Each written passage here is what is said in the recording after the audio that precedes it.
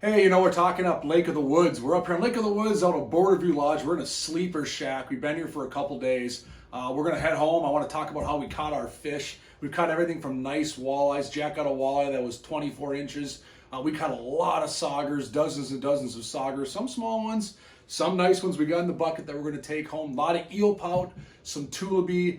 Super fun place to be. I mean, I always like taking my kids to places like this because you can sit and catch fish for the most part all day long. It's not necessarily that window bite where you got to be there at sunrise, you got to be there at sunset. Throughout the day, you're catching fish. In fact, our best bite the last few days has been dead center of the day, that 10 to 2 time. So it's been really conducive to being out here, getting lines in the water, catching some fish. So how I want to approach this is I want to talk about what we use to catch fish. We had a good 1-2 punch that each of us fished to get these fish to go. For starters, we fished a lot of spoons. Spoons were catching probably the most fish, I would say, this trip. And spoons can be anything from a Pinhead Pro.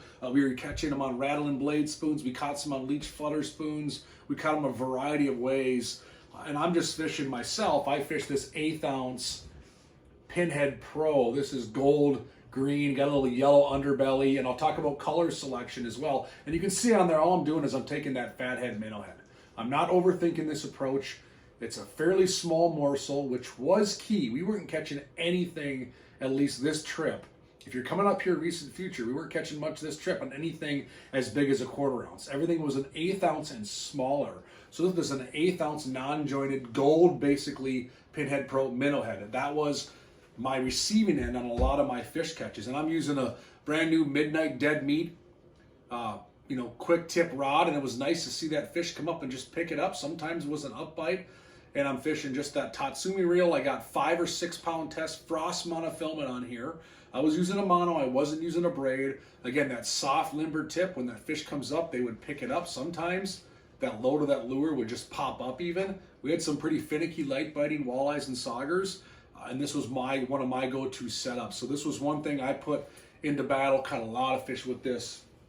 The one that Jack and Brody and Ben and Greg did really well on, they were using a rattle and blade spoon.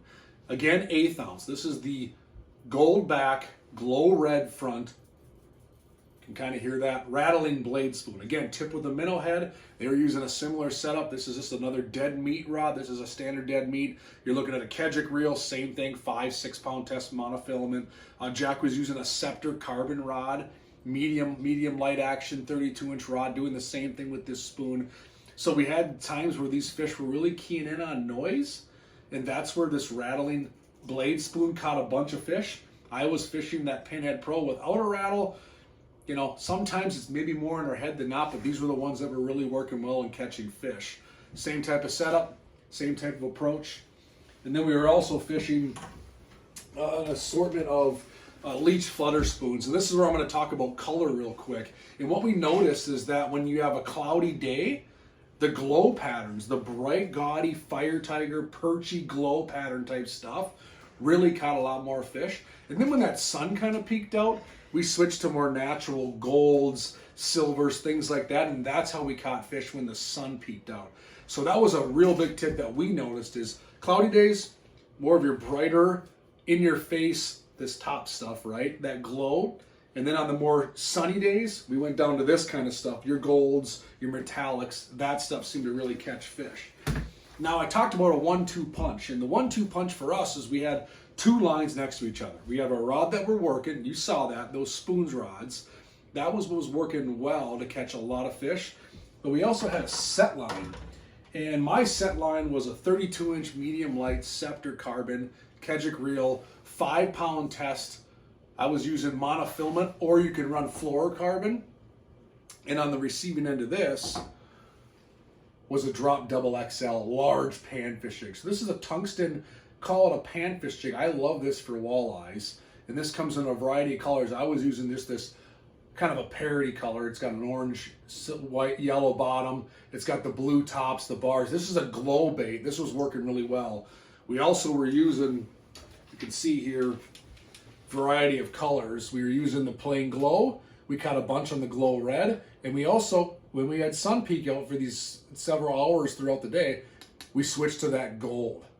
So we were using that double XL to catch a lot of these fish. And I want to show you how we're rigging this double XL. I got my minnows here, and we were really rigging it 2 different kinds of ways.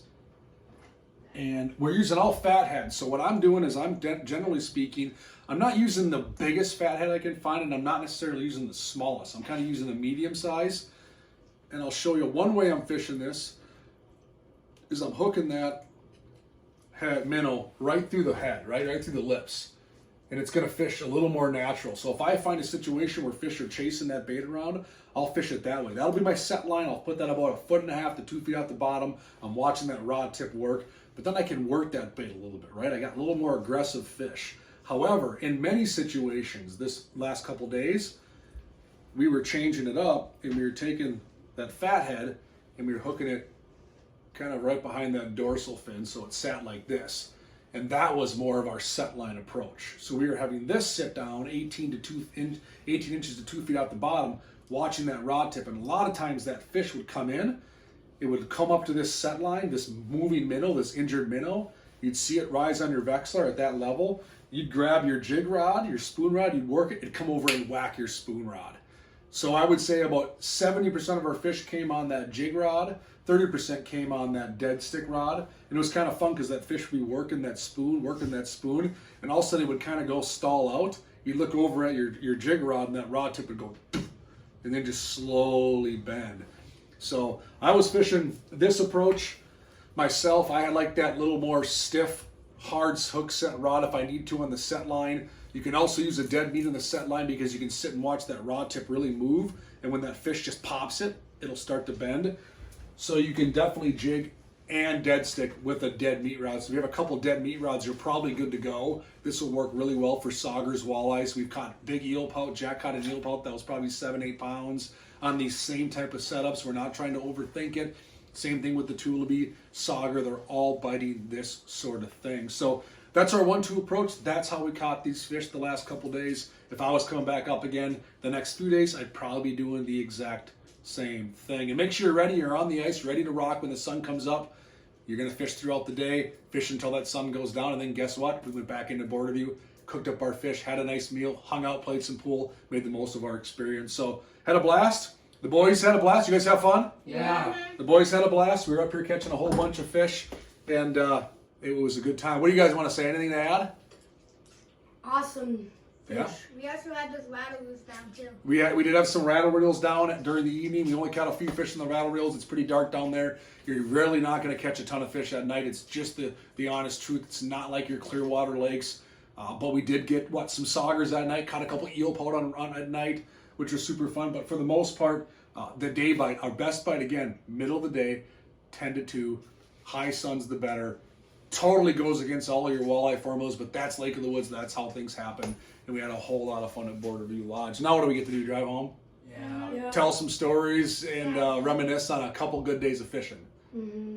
All right. And who won in pool last night? Me. Okay, I didn't win in pool, but all right, cool. So hopefully, if you come up to Lake of the Woods here the next couple months, I think this pattern will hold true. We're in about 27 to 29 feet of water is where we've been fishing here the last couple days. They're probably going to slowly get you out into the low 30 foot range.